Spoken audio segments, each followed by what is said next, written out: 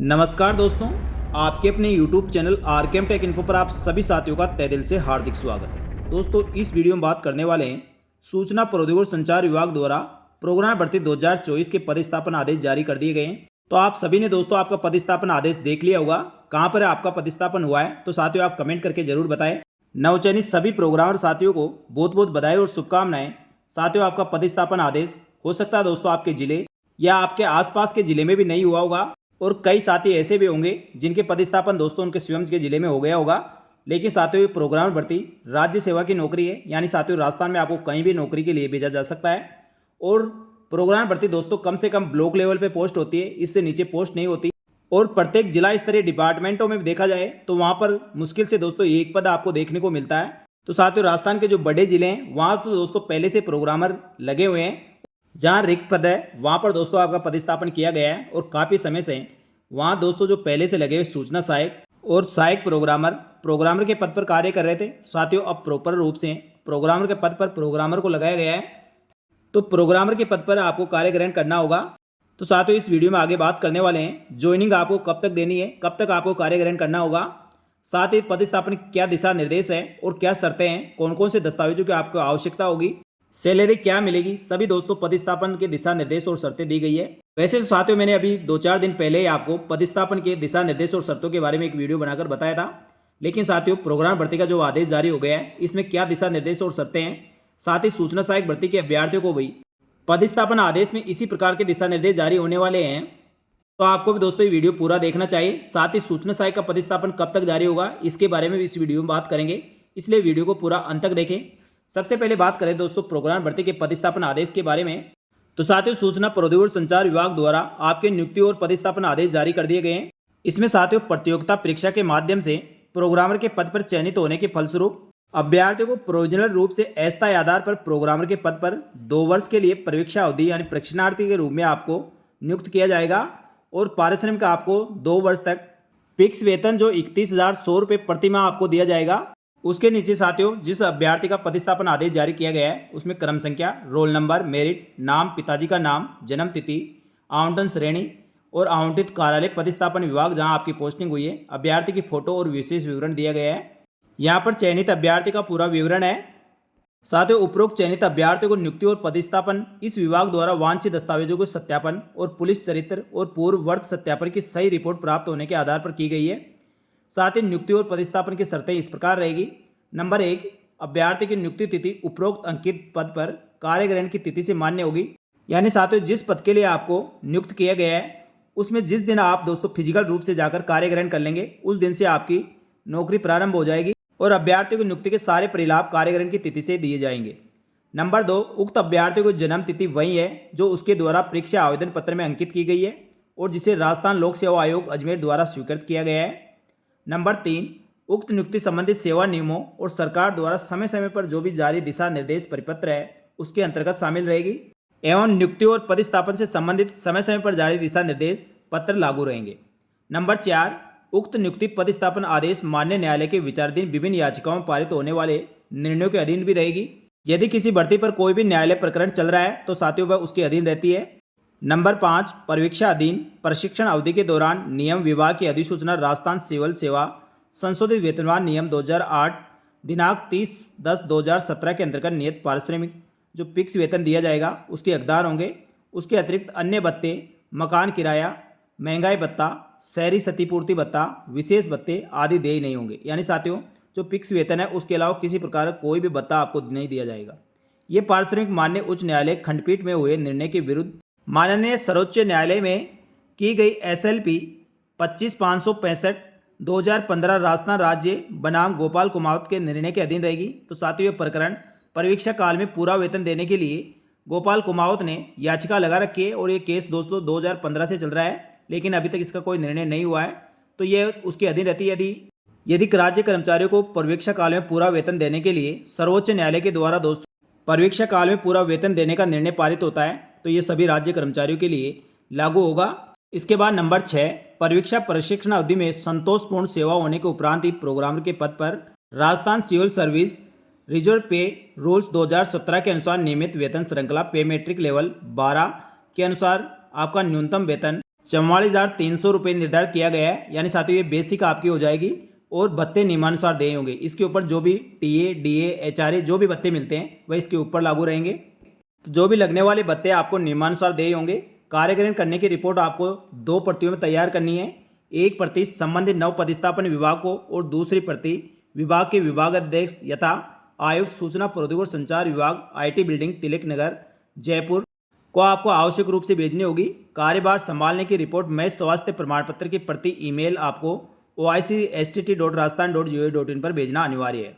यानी साथियों आप जहाँ पे भी कार्यग्रहण करने वाले हैं उसको आपको 2 प्रति में कार्यग्रहण की रिपोर्ट तैयार करनी है। एक प्रति दोस्तों आपको संबंधित कार्यालय में देनी है, दूसरी प्रति सूचना प्रौद्योगिकी संचार विभाग के मुख्यालय पर भेजनी है। इसके बाद साथियों सबसे महत्वपूर्ण पॉइंट 7 नंबर, यह नियुक्ति अभ्यर्थी को स्वास्थ्य प्रमाण पत्र प्रस्तुत किए जाने की शर्त पर की जा रही है। संबंधित कार्यालय अध्यक्ष द्वारा अभ्यर्थी को स्वास्थ्य प्रमाण पत्र प्रस्तुत करने पर ही कार्यग्रहण करवाया जाएगा।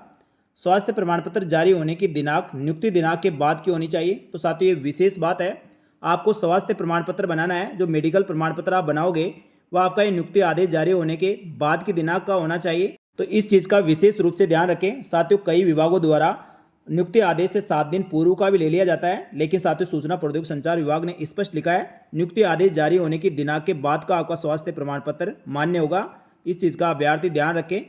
इसके बाद नंबर 8 पॉइंट, अभ्यर्थियों को स्वास्थ्य प्रमाण पत्र कहाँ से और कैसे बनाना है। तो साथियों अभ्यर्थियों को स्वास्थ्य सेवा नियमों के नियम 10 के अनुसार निर्धारित स्वास्थ्य प्रमाण पत्र आपको जिला मुख्य चिकित्सा अधिकारी या उससे उच्च पद के चिकित्सा अधिकारी द्वारा हस्ताक्षर किए जाने चाहिए।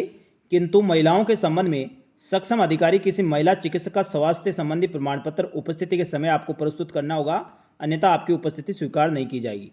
यानी साथियों आपको स्वास्थ्य प्रमाण पत्र आपके उप जिला अस्पताल या जिला अस्पताल से आपको बनाना होगा। उसके बाद मुख्य चिकित्सा अधिकारी से उसको वेरीफाई करवाना होगा। इस चीज़ का ध्यान रखें।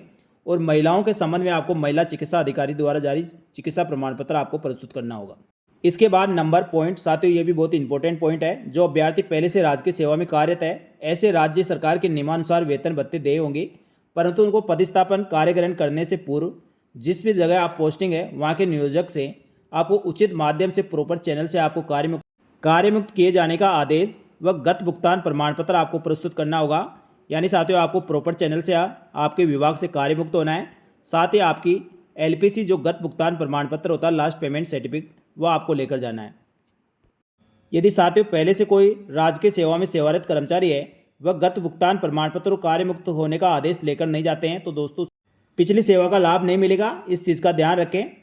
इसके बाद पॉइंट नंबर 10, यदि सरकार की राय में उनका कार्य आचरण परीक्षा के समय अवधि में संतोषप्रद नहीं पाया जाता है अथवा ये प्रतीत होता है इनमें एक दक्ष प्रोग्रामर होने की क्षमता नहीं है, तो सरकार उन्हें सेवा से विमुक्त भी कर सकती है। यानी साथियों जिस भी पद के लिए आप पदस्थापित हो रहे हैं उसके अनुसार आपका कार्य आचरण संतोषप्रद होना चाहिए। साथ ही जिस भी पद के लिए आप पदस्थापित हो रहे हैं वह कार्य करने की आपकी क्षमता होनी चाहिए। यदि साथियों परीक्षा अवधि में ऐसा पाया जाता है तो उनको सेवा से विमुक्त किया जा सकता है। नंबर 11 पॉइंट, अभ्यर्थियों को कार्यग्रहण करने से पूर्व आपको एक 50 रुपये का नॉन जुडिशियल स्टाम्प पेपर बनाना होगा और इसमें इस आशय का शपथ पत्र प्रस्तुत करना होगा कि उनके द्वारा आवेदन पत्र में दी गई समस्त सूचनाएं समग्र किए गए समस्त प्रमाण पत्र सत्य हैं। दस्तावेज प्रस्तुति में कोई भी दस्तावेज सूचना असत्य फर्जी पाए जाने पर राज्य सरकार द्वारा उनकी सेवाएं तत्काल प्रभाव से समाप्त की जा सकती हैं। इसके बाद पॉइंट नंबर 12, कब तक आपको ज्वाइनिंग करनी है। तो साथियों उक्त नवचयनित अभ्यर्थियों को नियुक्ति आदेश जारी होने की तिथि से लेकर 30 दिवस की अवधि में पदस्थापन स्थान पर कार्यग्रहण संभालना होगा, अन्यथा उक्त नियुक्ति और पदस्थापन आदेश निरस्त करने की कार्रवाई नियमानुसार की जाएगी। यानी साथियों जो पदस्थापन आदेश जारी हुआ है उसके अगले 30 दिन में आपको ज्वाइनिंग करनी होगी। ये 30 दिन साथियों वर्किंग डे होते हैं, इस चीज़ का भी ध्यान रखें। जो वर्किंग डे हो गए 30 दिन उसमें आपको कार्यग्रहण करना होगा।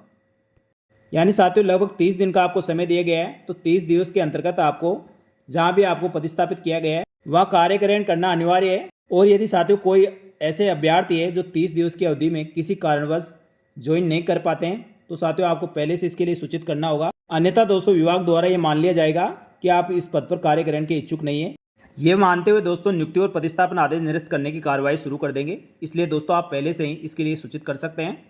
अभ्यर्थियों को कार्यग्रहण संभालने हेतु किसी प्रकार का किराया यात्रा भत्ता नहीं दिया जाएगा। नियुक्ति पर पेंशन के संबंध में नियमानुसार राज्य सरकार द्वारा जो समय समय पर जारी प्रावधान लागू रहेंगे। साथ ही अभ्यर्थियों को कार्यग्रहण स्थान पर अपने मूल दस्तावेज मैं फोटोयुक्त पहचान आईडी के साथ आपको उपस्थित होना है, यानी सारे मूल दस्तावेज आपको लेकर जाने हैं और फोटोयुक्त पहचान आईडी आपको साथ लेकर जानी है।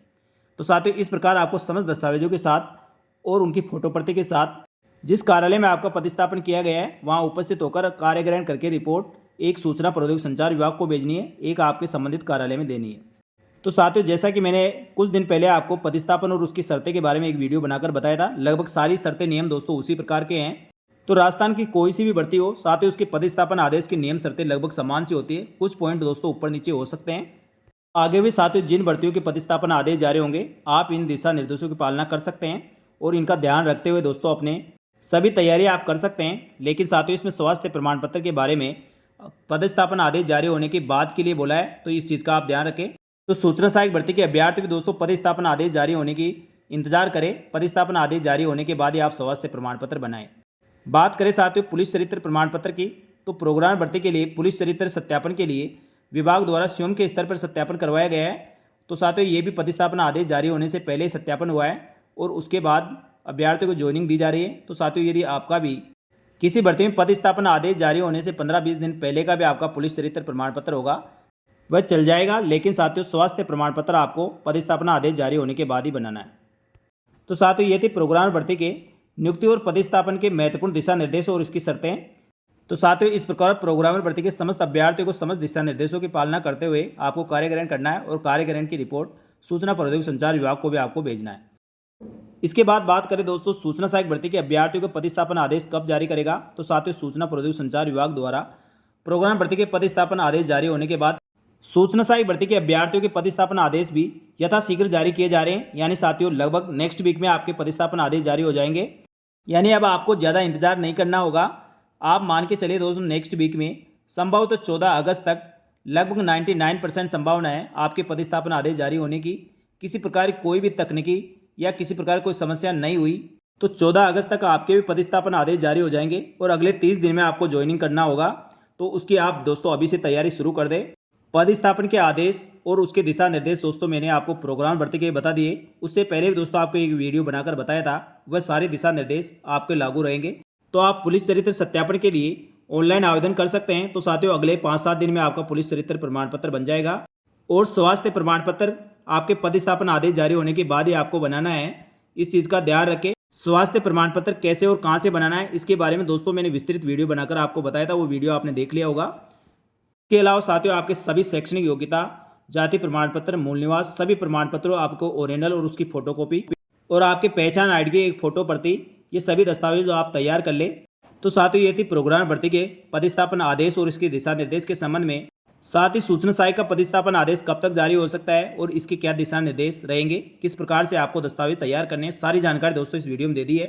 तो ये सभी जानकारी दोस्तों आपको अच्छी लगी तो वीडियो को लाइक जरूर करें और मेरे द्वारा दी गई जानकारी आपको कैसी लगती है दोस्तों आप कमेंट करके बता सकते हैं। मैं उम्मीद करता हूँ साथियों मेरे द्वारा दी गई जानकारी से आपको काफ़ी अच्छा फायदा हो रहा होगा। तो साथियों इस वीडियो में इतना ही। जल्दी मिलेंगे दोस्तों सूचना सहायक भर्ती के अभ्यर्थियों के लिए खुशखबरी और अन्य भर्तियों की महत्वपूर्ण और सटीक जानकारी लेकर। तब तक के लिए धन्यवाद। जय हिंद, जय भारत।